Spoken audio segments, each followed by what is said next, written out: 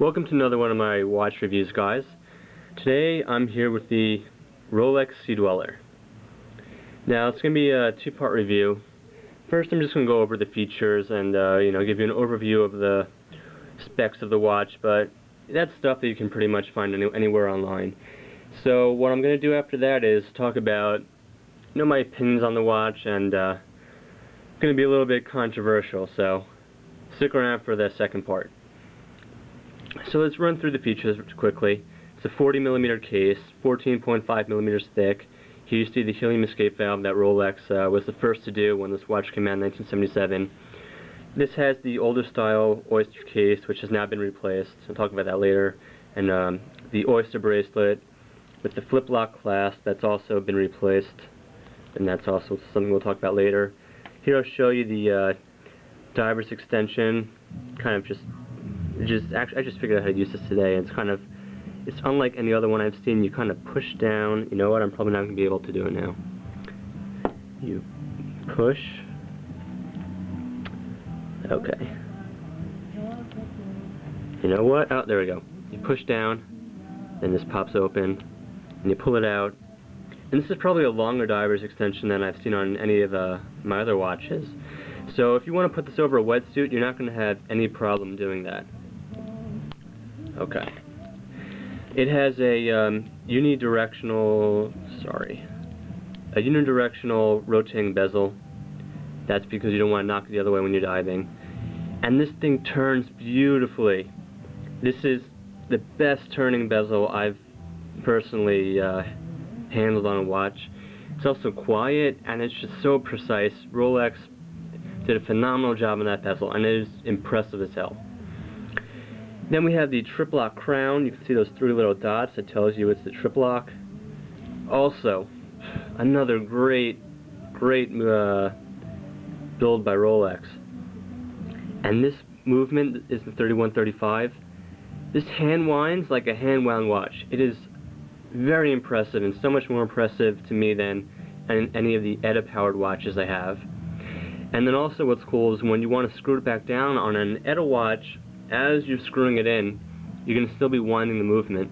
But here, once you push this down and it disengages the winding mechanism.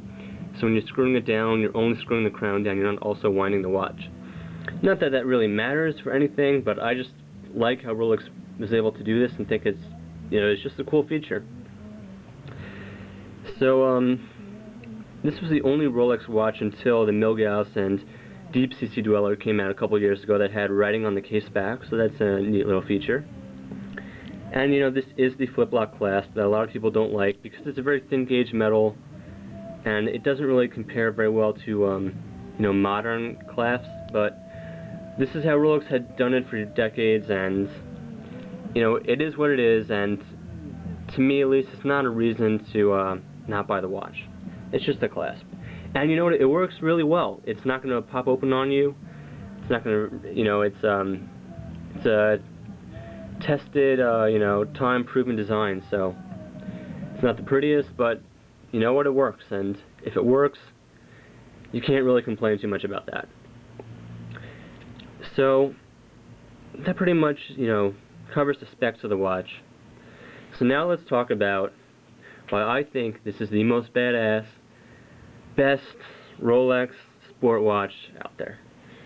Now, a lot of you are not going to agree with me on this, but to me, this is the best Rolex has done on a sport watch. Now, why do I think that? Well, for a while, I wasn't into Rolex. I kind of thought that they're just a watch that guys would go out and buy when they get a few bucks and they want to show off. And that's because Rolex does such a heavy, marketing campaign. They're advertising everywhere. Magazines, newspapers, commercials, sponsoring, golf and tennis and whatever else, and celebrity endorsements.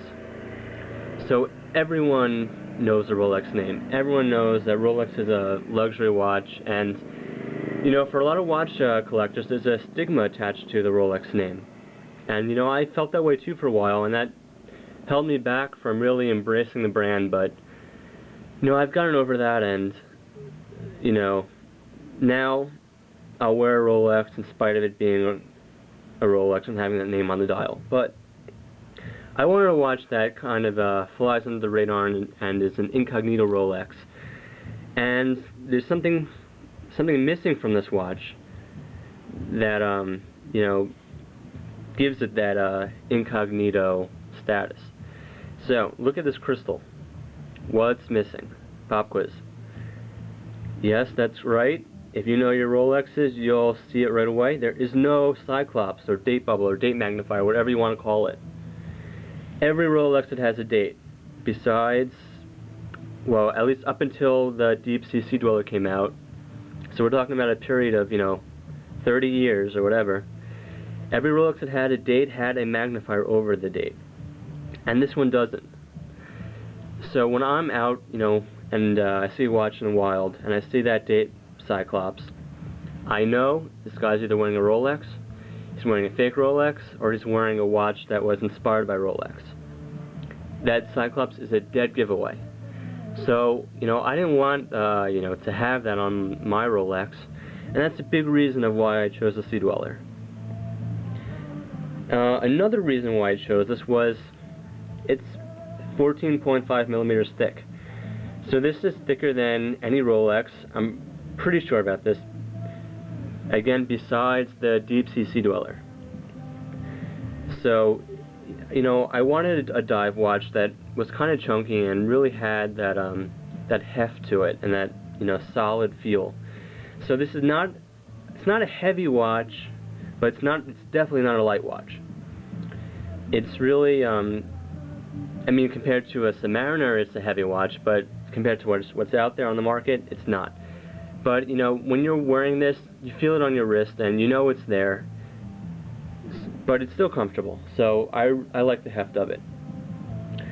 Then I also like how this has the older style case and dial. Now on the new Rolexes, like the new Submariner or the new GMT2, they have what's called a super case. So what Rolex did was keep it at 40 millimeters, but they made the lugs thicker, so it looks chunkier.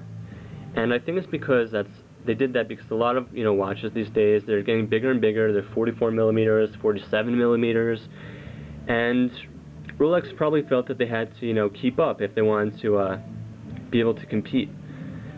So I don't know this for sure. That's just my best guess. But I'm not sold on the new design yet. I like how this is the way Rolex had been doing it for 30 years or 40 years or whatever. And this is what I think a classic Rolex should look like. But that's my opinion. Lots of people will disagree, but hey, that's just how I feel. And that's why I chose this watch. And if you feel differently, go with the new Submariner. That's fine. It's a great watch too. But if you want a classic Rolex design, something that's been, it has just a little more history behind it, one of the watches like this with this, older oyster case is the way to go. And now let's talk about just, the design of this watch. You may look at this and you may say, hey, there's 100 or 1,000 watches out there that look just like this. So why would I go out and spend all the money to get a Rolex? Well, for me, it's because Rolex is the one who invented this design, This is their case and their bracelet and, their bezel, their dial. And just because I can go pick up an Invicta for $100 that looks just like it, I know that that Invicta is not the real deal. So, if authenticity is important to you, you have to go with the Rolex, because anything else is just, a copy, and while, hey, the copies still look good because they're based on a beautiful watch, they're not the real thing. So if you can, you're best off going with, the real deal. So that's why I like this Rolex, and why I'm so sad that it was discontinued. It was probably, I think it was discontinued in 2008, or that's probably about when they stopped making them. So if you go into a Rolex dealer today, it's very unlikely that you're going to find one of these, because most of them have been sold by now. So if you want one, you have to go used or you have to go gray market. was replaced by the Deep Sea Dweller, which is much bigger, much thicker.